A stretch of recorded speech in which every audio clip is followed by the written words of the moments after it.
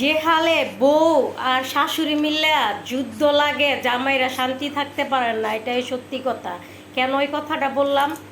জামাইরা অফিসে গেলে ফোন দিয়ে তোর বউ এটা করছে, আবার বউ ফোন দিয়ে আপনার মা এটা করছে।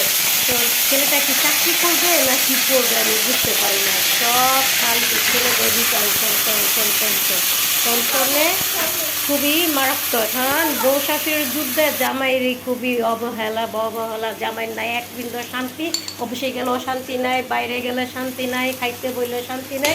এই মা আর বউর জ্বালা, এই ছেলেদের প্রত্যেকটা ছেলেদের একই দশা।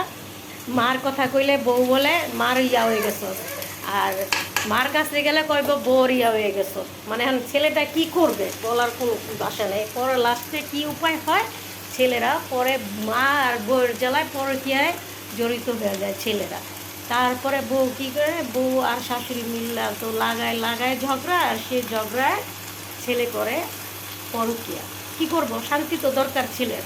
কোনো দিক দিয়ে শান্তি নাই, বাসা তাইলেও শান্তি নাই, খাইতে বইলে শান্তি নাই, ঘুমাইতে গেলে শান্তি নাই, মার আর বউর জ্বালা।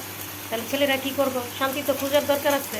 তাই বলি আন্টি আপনিও থামেন ঝগড়াঝগড়ি, আর বউ ভাবি আপনিও ঝগড়াঝগড়ি থামেন।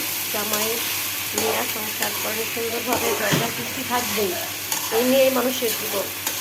তো ঝগড়াঝগড়ি বন্ধ করেন, পরে গিয়ে ভাইয়াদেরকে বন্ধ করেন। আপনাদের জন্য ভাইদের শান্তি থাকবে না, অফিসে করতে পারে না। অফিস না করলে আপনারা চলবেন কীভাবে?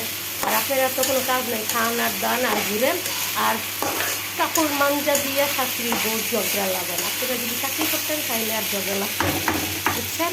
আপনারাও ভালো হয়ে যান আর ভাবিও ভালো হয়ে যান। আর ভাইয়ারা আপনারাও চুপ থাকেন, দেখবেন কারো কথা কিছু শুনবেন না, দেখবেন এমনিতেও ওরা শুরু হয়ে যাবে। এটাই হলো বাস্তব কথা। তো কেমন হয়েছে ভিডিওটা? ভালো লাগলে লাইক শেয়ার সাবস্ক্রাইব করতে ভুলবেন না। Bye bye, tata.